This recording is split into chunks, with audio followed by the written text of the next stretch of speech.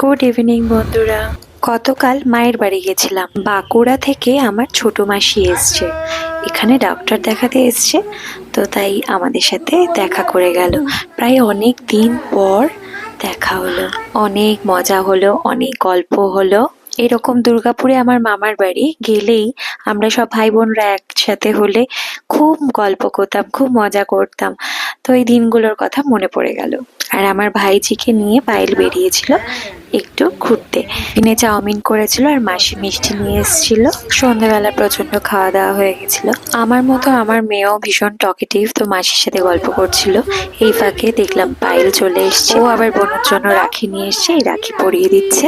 আমার মেয়েও রাখি পরিয়ে দিয়েছে আর দাদার জন্য পাঠিয়ে দিয়েছে। তো এই সম্পর্কগুলোই যেন সারা জীবন তোদের মধ্যে থাকে, এটাই প্রে করি।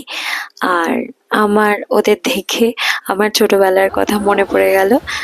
কারণ আমার মাসির ছেলেরা আসতো, আমরা ভাইফোঁটা দিতাম, খুব ভালো মজা হতো। এইরকম করেই সন্ধ্যেটা কাটলো। অনেকক্ষণ গল্প মজা করে তারপরে বাড়ি চলে এলাম। আমার এই সন্ধ্যেটা খুব ভালো কেটেছে, তাই তোমাদের সাথে এই ব্লগটা শেয়ার করলাম। আরো অনেক গল্প আছে তোমাদের সাথে, সেগুলো নয় পরেই হবে। টাটা।